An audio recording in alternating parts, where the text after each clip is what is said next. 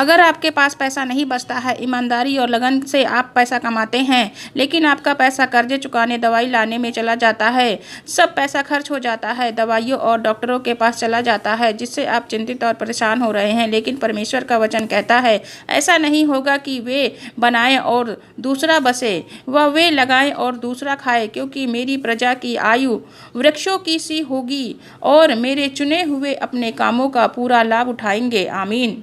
आपका ईमानदारी से मेहनत करना बेकार और व्यर्थ नहीं जाएगा। अगर आप इस वचन पर मनन करेंगे, चिंतन करेंगे, विश्वास करेंगे, वचन के माध्यम से परमेश्वर आपके जीवन में कार्य करेंगे। जो मेहनत आप करेंगे उस मेहनत का फल आप खाएंगे। जिन जिन आशीषों को शैतान ने चुरा लिया था वह सारी आशीषें आपको मिलेंगी। शैतान के द्वारा चुराया गया सारा पैसा वापस आएगा। प्रार्थना करें, परमेश्वर का वचन आपके जीवन में पूरा होगा। God bless you. वीडियो को शेयर करें, लाइक करें। आपके जीवन में बहुत सारी समस्या परेशानियां हैं, कर्जे को चुका नहीं पा रहे हैं, जिसके कारण आप निराश और परेशान हैं। इन सभी समस्याओं से छुटकारा पाना चाहते हैं, लेकिन ये समस्या आपके जीवन से दूर नहीं हो रही हैं, तो इसलिए क्योंकि आप अपने मन को कठोर कर रखा है। ऐसे भाई बहन हैं जिनके अंदर जलन, घमंड, लालच, लोगों की चुगली करते हैं, अन्य कई अवगुण हैं। बाइबल बताती है जब लोगों के जीवन में समस्या आती है तभी वह परमेश्वर को याद करते हैं। परमेश्वर चाहते हैं आप उनके पास आएँ।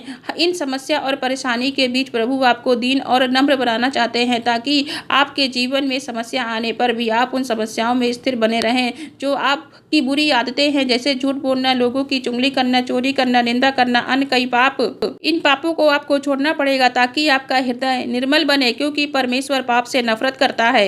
आप अपने चाल चलन को सुधारें, अपने अंदर की बुराइयों को दूर करें, तभी परमेश्वर आपको हर प्रकार की समस्याओं से छुटकारा देंगे, आज़ादी देंगे। वीडियो को शेयर, लाइक करें। परेशानियां, दुख आपके जीवन को चारों ओर से घेर लेती हैं तो आप कोशिश करने लगते हैं, परेशानियां और दुख से बाहर निकलने का रास्ता खोजने लगते हैं।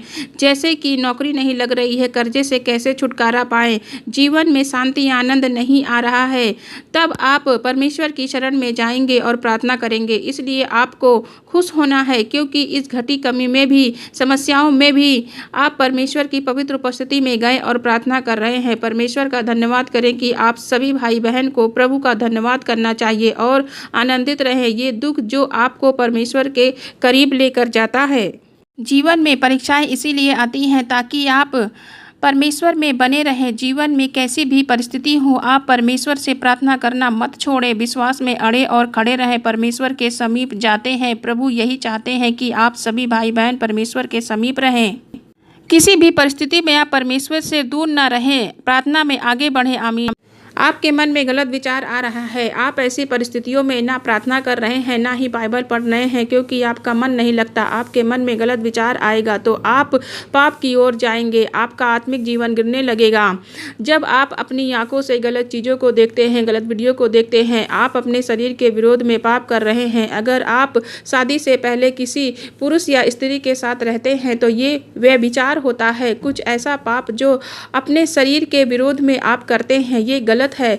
चाहे वो नशा हो, आपके फ़ोन में व्यभिचार आ रहा है, गलत वीडियो आ रहे हैं, आप अपने घर से बाहर निकलते हैं तब आपके सामने ऐसी बहनें आती हैं जो गलत तरीक़ों से कपड़ों पहनी हुई हैं।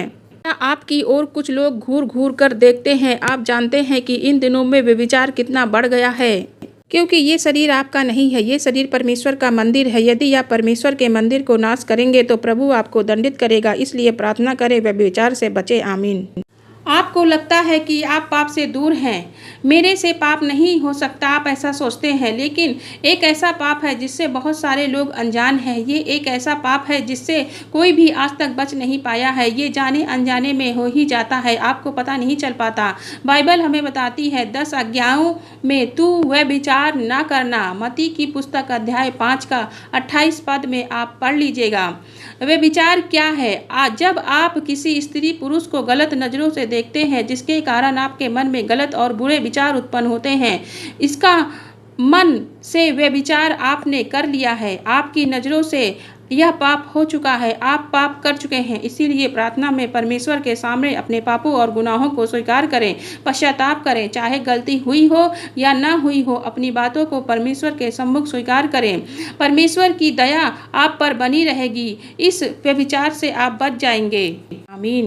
वचन से कैसे करें प्रार्थना? बाइबल में लिखा है, परमेश्वर ने अपनी सामर्थ्य से प्रभु को जिलाया और हमें भी जिलाएगा। यानी कि परमेश्वर ने अपनी सामर्थ्य के द्वारा यीशु मसीह को मृतकों में से जिलाया। परमेश्वर की सामर्थ्य से यीशु मसीह जीवित हो गए। इस वचन के द्वारा परमेश्वर की सामर्थ्य और शक्ति आपके जीवन में काम करे, आपके शरीर में काम कर रही है। परमेश्वर की सामर्थ्य, आप परमेश्वर के अद्भुत आश्चर्य कर्म को होते हुए देखेंगे अपने जीवन में। परमेश्वर ने जो वचन लिखा है, हर एक वचन को पूरा होना ही है। इस वचन से प्रार्थना कैसे करें? कई प्रकार की परिस्थितियां आपके जीवन में कार्य कर रही हैं, जैसे कि आपके काम नहीं बन रहे हैं, बीमारियां से परेशान हैं, कर्जे को नहीं चुका पा रहे हैं, परिवार में मनमुटाव है, लोगों से आपकी बनती नहीं है।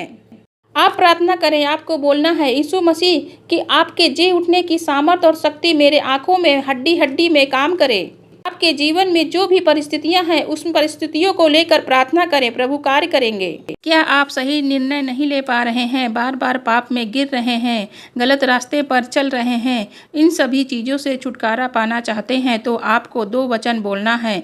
वचन को अपने जीवन में रिसीव करें और मुख से अंगीकार करें, मुख से बोले। इन वचनों को बोलने से दुष्ट शैतान हारेगा।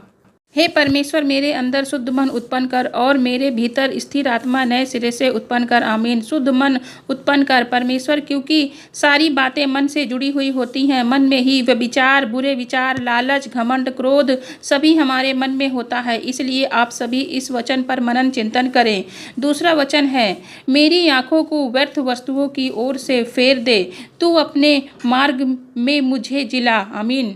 यानी कि जब हम आंखों से गलत चीज़ों को देखते हैं, वही बातें मन में चलती रहती हैं। इसीलिए गलत चीज़ों को अपनी आंखों से ना देखें, तब मन में नहीं जाएंगी। कोई भी परिस्थिति हो, इन दोनों वचनों पर मनन चिंतन करें। हालेलुया। आप प्रभु के दास दासी से प्रार्थना तो कराते हैं, लेकिन आपको छुटकारा, चंगाई नहीं मिल पाता।